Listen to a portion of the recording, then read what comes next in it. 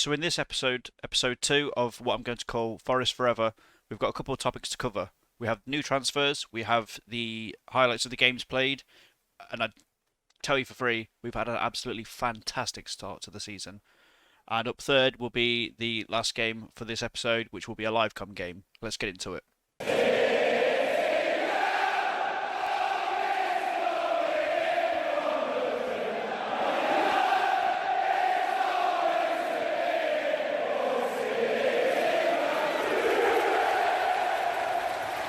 As mentioned in the first episode, there's been a lot of incomings and outgoings for Nottingham Forest in real life, meaning there's an absolute ton of names on the ins and outs. So we'll start off with the outs, and everything from Baba Fernandez and upwards is what we've done in this window. So there's been a lot of loans, such as Baba Fernandez, Yassine Nea, Keita Sare, Nicholas Ianu, and Abdoulaye Diallo. Finn back, who's a youngster who should be pretty good. We're going to try and get him developed as a ball-playing defender because he's 6'2". He was kind of like a centre midfielder, a carrilero, I think his natural position is, but I think he looks like he could be a perfect centre back, a ball playing centre back at that. We have Loic Mbeso, who is going to be another talent for us, which was brought in real life from PSG. I think he needs some more time to develop before he plays in the first team, or at least covers for the first team. So he's gone out to SM Cannes on loan as a regular starter. And the final one we have is Alex Mightin, who has gone out to Middlesbrough. And I was thinking about this one for quite a while because Alex Mightin is such high potential for this team. But I think I need some things for now rather than later.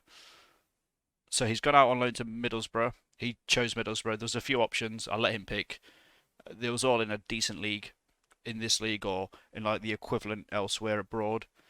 So wasn't really bad options for him, which is fantastic. So in terms of ins, we have just the two, and it was both deadline day signings, playing in similar positions, but they have a little bit different about them, so they're not exactly the same players. What I'm getting at. So first of all, we have Andre Almeida from Vitoria, and he is going to be my ideal centre mid slash advanced playmaker. Ideally, I want to try and get him trained up more in that central attacking midfield slot. He's got a lot of potential. He's got a decent current ability, and I mean, I only brought him in for 600k, so what can go wrong, I guess. Quite a technical player. He's good with both feet. Alex Bermejo, I'm assuming that's how you'd pronounce it. Also, as I mentioned, a similar player, good with both feet, but he can play as a winger. So that's ideal because we kind of need to have a winger because Knockout is only on loan and Luke Freeman's also on loan. He's currently playing in the central attacking midfield slot. So Bermejo gives us another option if Almeida is not turning out to be that great or João Carvalho comes back off loan for next season and also isn't that great. He can play the central slot if we want to keep running with the central attacking midfielder. But he also gives us options out wide because he can play on the left. And then looking into the squad, we can look further into, I guess, how it's all going to work out. So we have Lyle Taylor who can play on the right, likewise with Joe Lolly, which is his natural, I think, but he's playing out on the left. We have Amiobi can do the same. But for this season, we're going to try and stick Knockout on the right. We're going to have Luke Freeman in the centre and Joe Lolly on the left. And then for rotational purposes, we have Bermejo who can go left, attacking mid. We have Almeida who can go in the centre, attacking mid. And then we can have Sammy Amiobi or Lyle Taylor on the right, depending on the striking situation. But the good thing about all of these players, for the most part, is that they can play on either wing. So we have plenty of options going into the season. So jumping into the fixtures of what we've played so far, my oh my, we've had an absolute blistering season so far. In the last episode, we had Preston, which we scraped by, and we had a live game, which was QPR, in which we ran away with it 3-1. Newcastle was a tight game. We was 2-0 up for so long, and then Newcastle brought it back in the last minute of the game. He had Callum Wilson in the 91st minute. We almost got away with that, but we managed to win on penalties. I believe it was Miguel Almiron who missed the penalty. Jordan Smith saved, who was our cup rotation goalkeeper. So that was a big moment for him. And then since then, we've absolutely smashed it. We played against Cardiff the next game and stormed it 4-0. Lewis Grabban got a hat-trick, which is lovely, just what you want to see from a striker. The next game, which blew me away, was a 3-0 home win to Tottenham, and we absolutely dominated. So here's the first goal, Lyle Taylor, lovely, straight through, Amiobi, cool as you like. Then Amiobi gets the favour returned, and he gets to score a goal. Joe Lolly wraps it up in the 91st minute. How wonderful, just what you want to see. And then you can see with the stats here in the top corner, like the expected goals, we absolutely smashed them out of the park.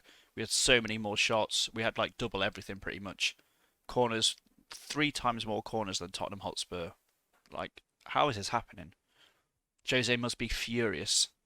In the game against Watford, where we won 3-0, Lewis Grabban opens up with a lovely little goal. Then Yates comes storming down, through balls Grabban, back of the net. That's 2. That's 5 goals for him this season. Then Yates lays it off to Christie. Lovely goal from a right back. Couldn't ask for any more. Then going into the Bristol game, we had another solid win. So to open goals up, Lewis Grabban, who's the man in form at the moment. Second goal, Freeman. Back post, Anthony Knockhart with a header. Lewis Grabban storming up the pitch, near post OP. Lewis Grabban, that's 2. He's flying with goals.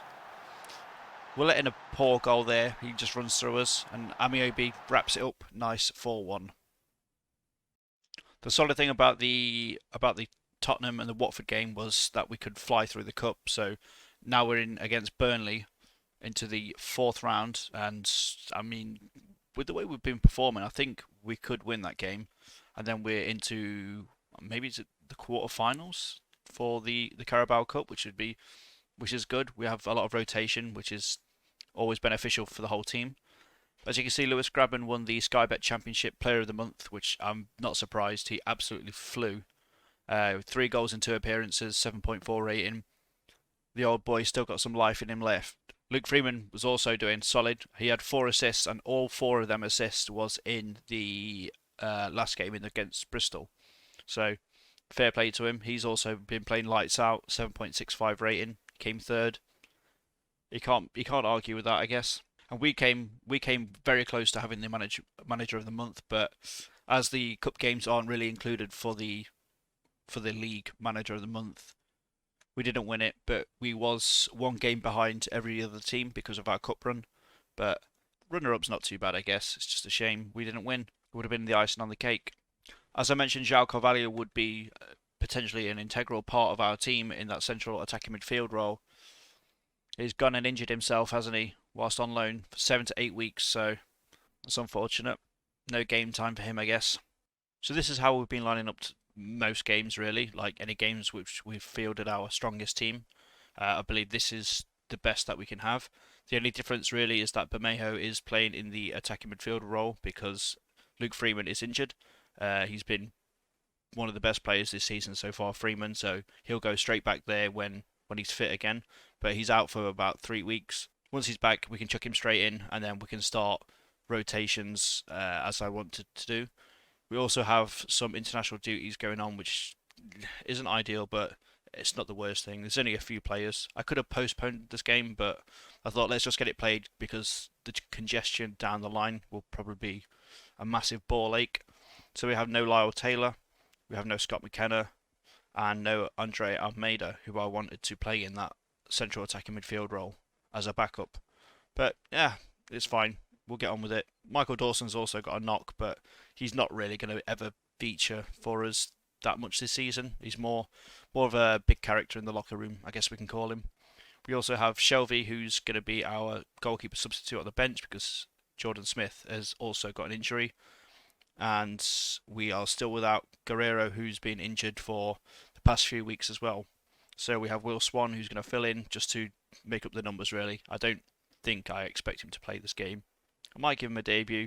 We'll see how the game goes. Here we go.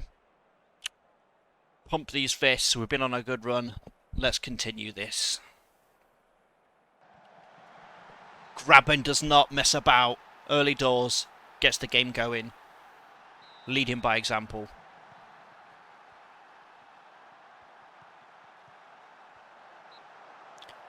Nice one, Bryce.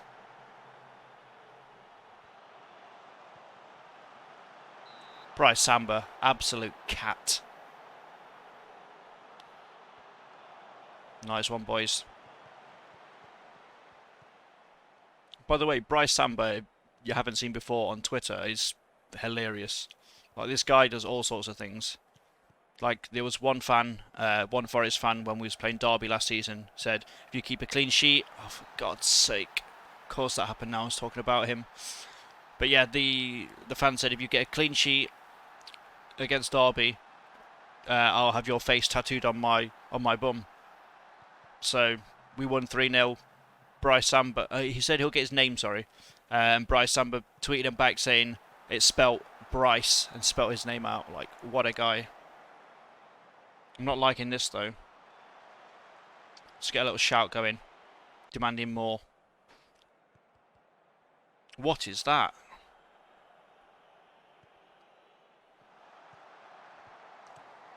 We almost got lobbed. We almost had the knockout treatment. Come on, Yatesy. No one there for him. This game has felt the most rocky so far.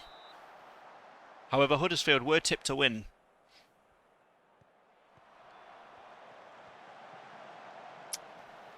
There's going to have to be a few words at half-time, because this is not good enough. Let's do a hands on hips. I'm not happy. Let's try and motivate him. I want more. I want more. Might have to have a little shout at the 60th minute. Let's demand more. This is not what we want. Sammy Amiobi can come on. Who's not playing well enough. Knockout isn't. Let's switch these. Let's put Sammy as a winger because that's what he prefers. Fuad for Harriata. Keeping box to box. And Sambaso for Ryan Yates. Because I don't want him to upgrade that yellow card. And we have 5 subs, right?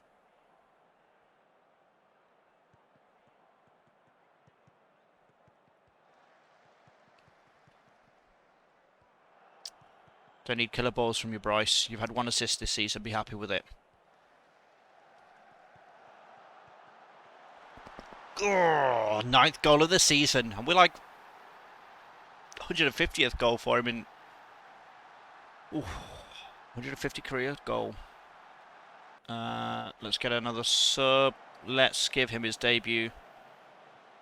And Euro Ribeiro looks like he's on his last legs out there, so Tyler Blackett can give him a little rest.